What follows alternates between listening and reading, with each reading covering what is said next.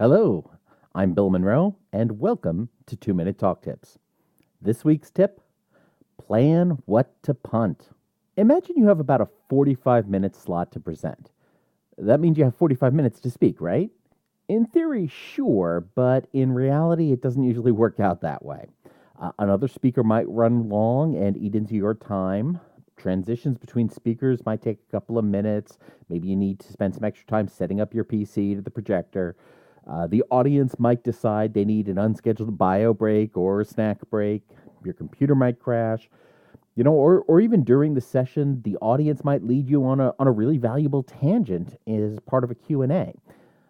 The fact is, you may have to cut some of the stuff you need to present in order to meet your time limit. The best way to manage that is to plan that in advance. Before you even get to your session, know what points you'll punt on before you even risk running out of time. Know which ones are not as critical as your main point, and try to schedule them for later in your deck or your presentation. If you're running short on time, don't try to go really fast on 10 points. Instead, cut 5 of those points and give the remaining 5 points the time they need. Now, the PowerPoint presenter view, which we'll talk about in more depth in a future episode, gives you some really great tools for hiding slides during your session so that the audience doesn't even notice it. Hiding them before you even start or while you're speaking looks a lot better than just sort of clicking really fast to zoom past a bunch of slides that you're not going to have time to talk to in front of your audience. Regardless of the tool, though, to professionally cut stuff on the fly for whatever reason, you need to have given that some thought ahead of time. If you might have to punt on some stuff, already have a plan in place. Stick around, and after the break, we're going to talk about how to manage a panel discussion.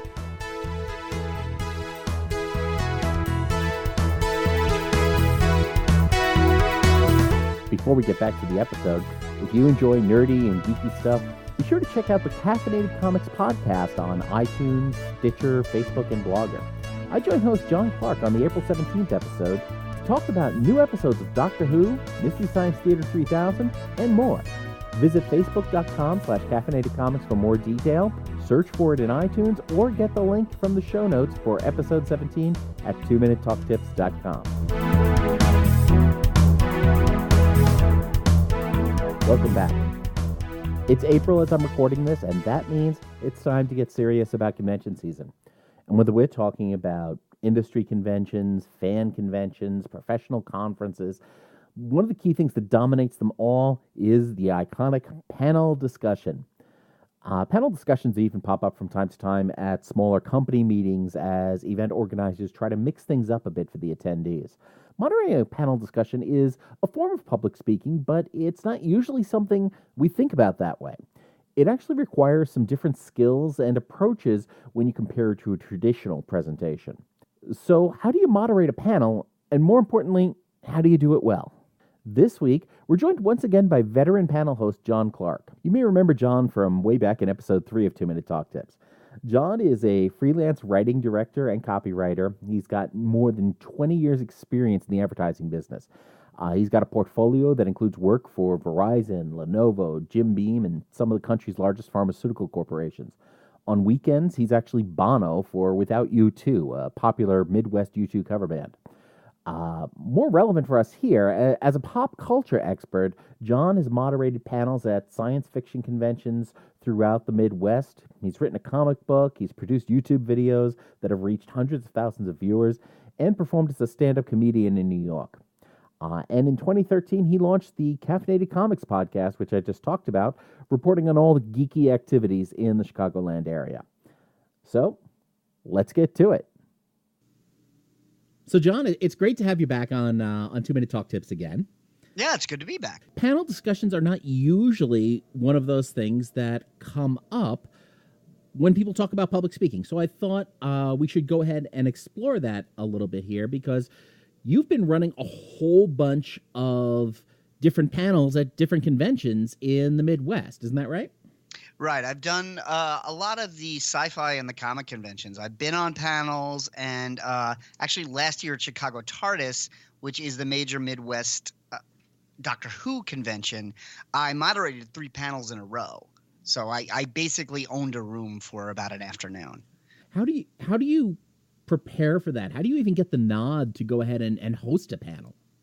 Well, that can come through any source. I know there's conventions I would really like to do that I don't know who to talk to get the nod, but a lot of it comes from the podcast I do. Caffeinated Comics is known for those kind of topics. So I've had listeners contact me. I've had previous guests contact me. Sometimes, a lot of times, somebody drops out at the last minute, and as long as you're available, you can step in. But there's no real system to it. There's no way to get an agent or send your application and send your resume around. It's really a networking thing. It's kind of the result of networking. It's interesting you say when somebody drops out, a lot of times we like to think of, that sort of thing is pretty rare, but that sort of that's the sort of thing that happens. And when people talk about luck is, sort of when preparation meets opportunity, that's sort of a part of that, isn't it? Yeah, absolutely. So sometimes you don't have a lot of time to prepare. And so what I try to do when I know I'm doing it, first of all, you'll be handed the topic. That's the bare minimum of what you'll be doing. So then I try to get as many facts as I can about that topic as possible, and at least places I can steer the conversation to. Like, is this a panel that's going to talk about the history of a topic? Well, then let's have some names and dates and events ready to go. Is this about a stylistic tone type of panel? Well, then let's get contrasting ideas and make sure we cover a range. I always find it really valuable if you're going down a direction for a while and it starts to feel like you're running out of material. It's kind of good to flip it and to say, well, what's the opposite of that? Is there a completely different way to do this, or is there something that negates what we're talking about just to give it a contrast? So, but it's always good to step back and steer the panel in a different direction. The next thing that is important, but as I said, you don't always have time, is to find out who is on the panel and at least give them a Google and a Wikipedia search and figure out, okay, what's their expertise? What kind of direction are they coming from? And how can I lead into that? But the most important thing about moderating a panel is that you're not the star. And it seems like a big responsibility, and it is, but you are not there to grab the attention. You are there to pass the ball. And this is something I learned doing stand-up comedy. I used to host shows at the Improv for about a year. I hosted almost every night. And most comedians hated it because they couldn't get all of the attention. Because when you see the host come out, you're like, okay, well, who are you bringing out now? They don't really care about you.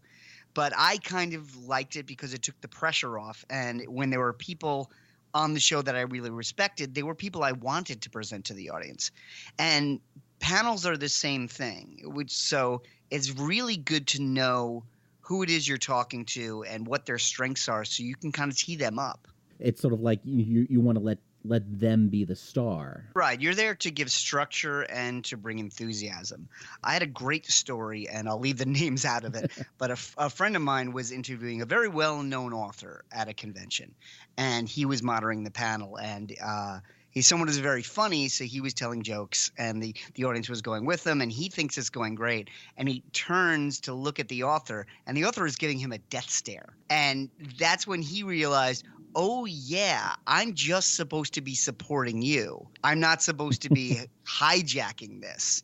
And as much as you want to give everything to the room, and the same thing goes for being informational. Sometimes the conversation is moving organically, and you have a great story to throw in. It's not necessarily your place to tell that story. It's your place to listen to stories.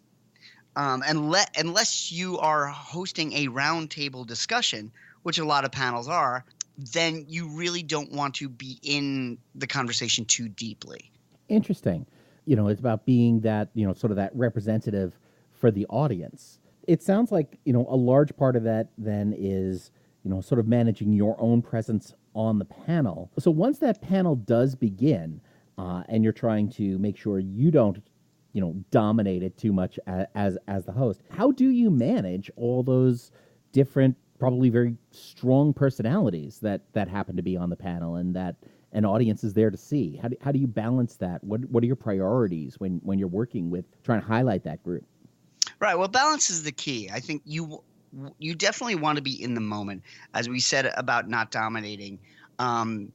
As you can have all the questions you want, but if you feel like the conversation is not organically going to that place, then if you start throwing in questions just because you've written them, you're going to derail that conversation. So sometimes you don't get to do all the things that you plan to do in the moment.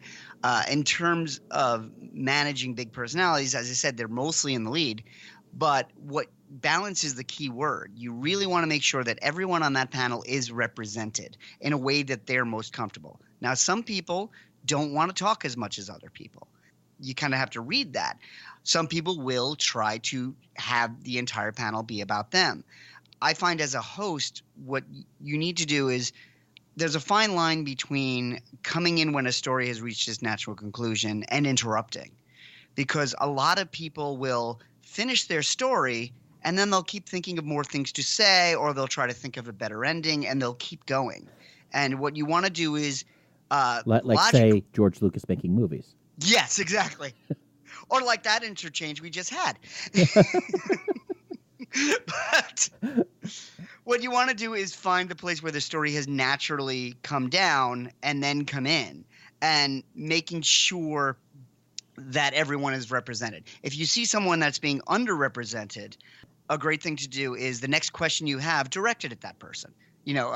If you were on a panel and you couldn't get anything through, my next question would be, well, Bill, what do you think of this? And then the spotlight is on you. No one else is going to interrupt you. And if you decide you want to give a short answer, that's fine. Or if you want to give a longer answer, that's also fine. Most people on panels do want to talk.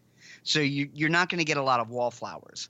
But as I said, some people are okay not being the dominant one in the room, but you still want to make sure everyone is represented. You want to make sure that everyone is in that room for a reason. And you will find sometimes people are talking just to make sure they've talked, in which case let them have their moment and then keep the conversation on track.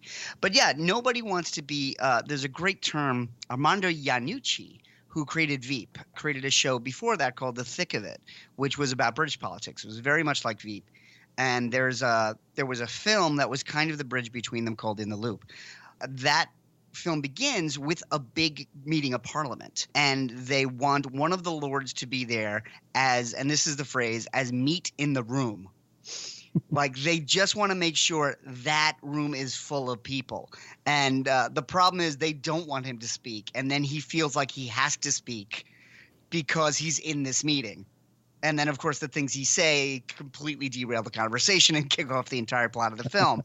So it is that push and pull. Everyone wants to feel that their opinion is valued and that they need to make a contribution to that meeting. Otherwise, why be there? A panel is the same way, but when you're dealing with a panel, you're not dealing with 20 people in the room. You're usually dealing with 3 or 4.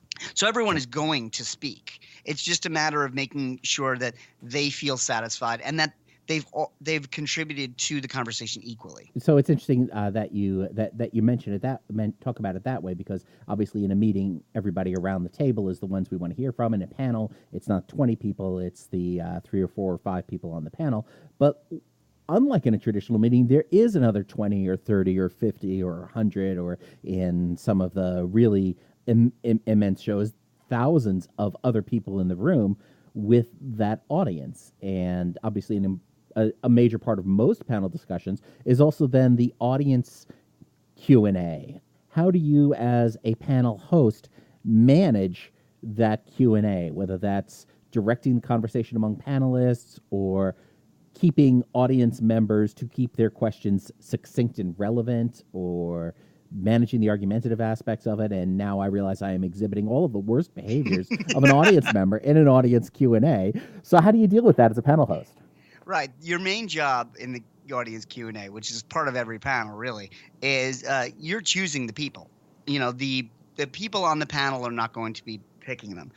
We just created a conference for sales reps for work, and I wasn't there, but I was in charge of designing how things would go. And we had this exact discussion, and our solution was to put a microphone in the aisle because that immediately organizes everyone. Then your job is just saying, okay, next person, rather than people sticking up their hands in the room and then you're picking them.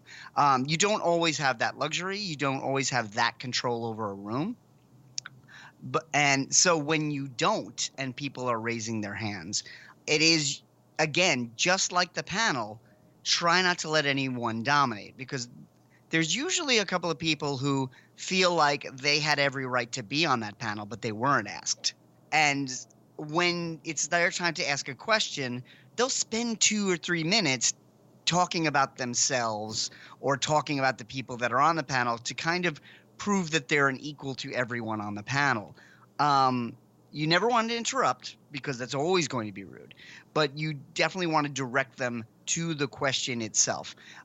The other thing you want to do is try not to let too many follow-ups happen, because then you will get this situation where the person in the audience has now become the unofficial fifth member of that panel, and that person normally will just answer whatever answer the panelists will give. The most elegant way to not let that happen is, so when your panelist is coming to the end of their answer, point to the next person who's asking a question, and then everyone will know, okay, my time is done, it's time to pass the ball. If you're in that situation that has the microphone, which has now organized the line, the one thing it doesn't do is tell people when they're done. Sometimes it's your job to just say thank you, and then they'll usually get that hint and move to the side. If you're in a professional environment, it's much easier than if you're interacting with, say, customers, the public, or fans in the case of some conventions. Again, you always want to keep things moving, and if someone in the room, whether it's the audience or the panelists, is taking too much time, that conversation is no longer moving. It's interesting that you talk about the microphone in the aisle as a mechanism of control and helping the panelists, having the audience self-organize versus picking people one by one as they raise their hands in the room. My initial thought would have been that it was just the opposite, because when you're picking people, you have the opportunity to specifically not pick people as well. And it seems like the microphone in the aisle doesn't necessarily give you the opportunity to skip over somebody as you're trying to hold the discussion. So if you get a sense that somebody is going to be trouble in line for the microphone, how do you manage that?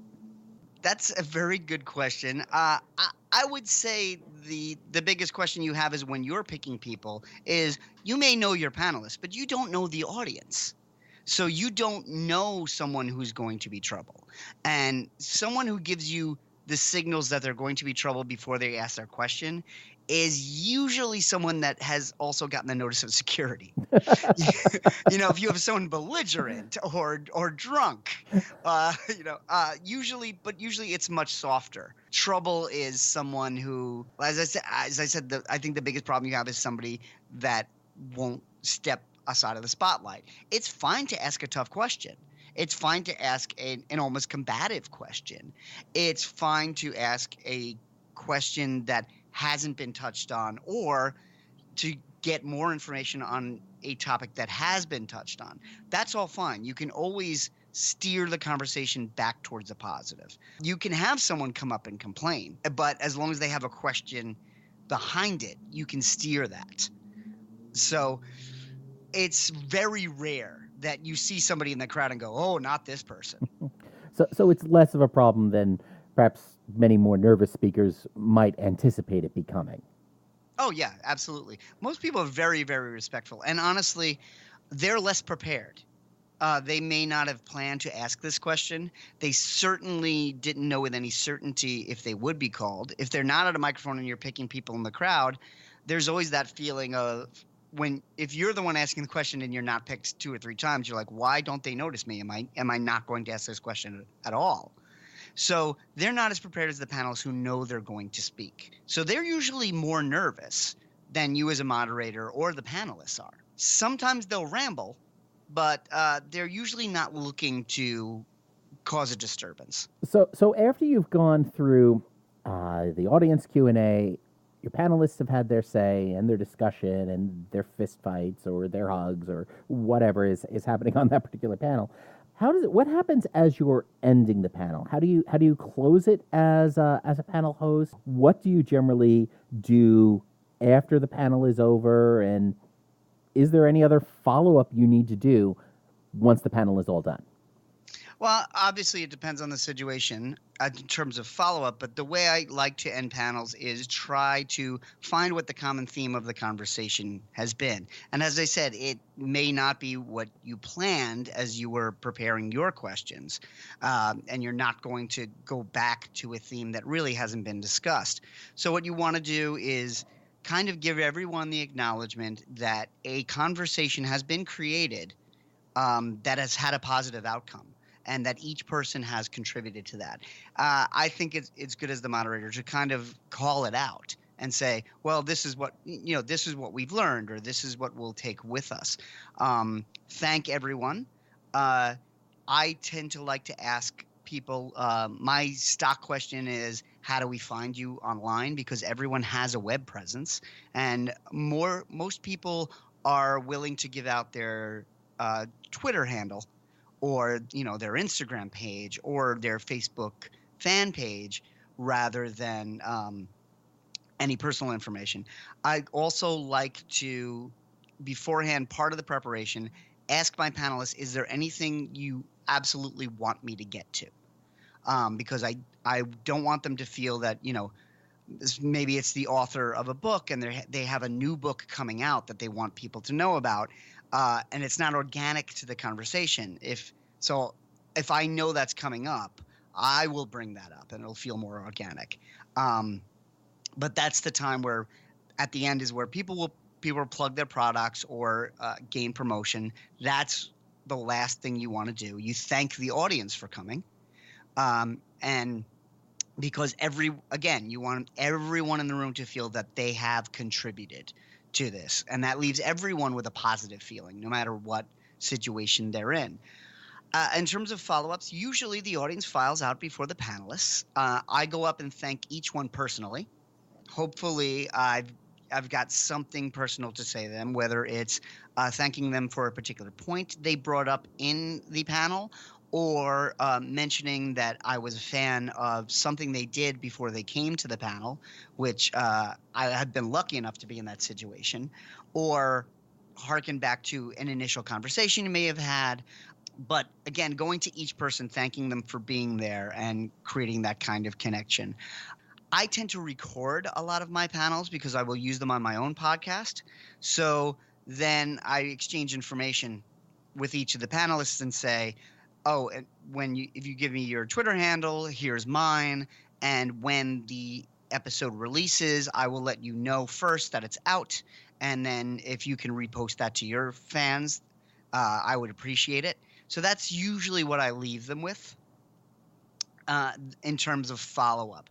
I don't do a lot of talking to them a few days in advance unless we've planned something. So every now and then I'll be on a panel and somebody will say, well, I'd like to come over and do a one-on-one interview on a podcast and really talk about this topic. Those are really the only times I follow up days later, is just to really plan the next time we'll get together. But other than that, that was your moment. That was the show, and it's over.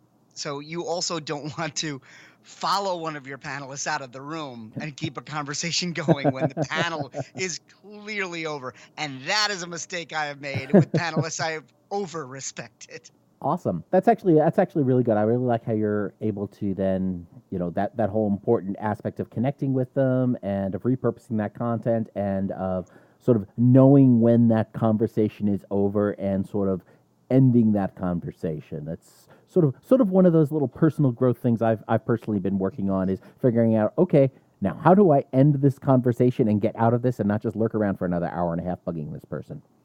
Right. It's the same skill you're using in the panel to use on yourself after the panel. So thanks a lot, John. Now, how do folks find you online? See, you've already picked it up. You can follow me on Twitter @NotInMyBook. That is my only Twitter feed. You can listen to my podcast, Caffeinated Comics, which is a discussion on comic books. It's mostly movies now because there are so many genre films out, and television and news. And every now and then, I will have one-on-one interviews, whether on Skype or in the room, of creators that I genuinely respect. And again, every now and then, I will broadcast a panel that I moderated. Thanks a lot, and I look forward to it. And I especially look forward to this next episode of Caffeinated Comics that I expect is going to drop in the week of April 17th. Yeah, if we've scheduled both our episodes right, it will be very good. All right, great. Thanks a lot, John. Thanks, Bill. Well, that's it for this week. I hope this helps the next time somebody asks you to run a panel. So what do you think makes a great panel host? And what's the most memorable panel that you've attended or been a part of? Go ahead and let us know in the comments for episode 17 at 2minutetalktips.com. And if you like this episode, please subscribe to 2 Minute Talk Tips in your favorite podcast app, and be sure to tell a friend. I'm Bill Monroe. Thanks for listening, and until next week, don't get best, get better.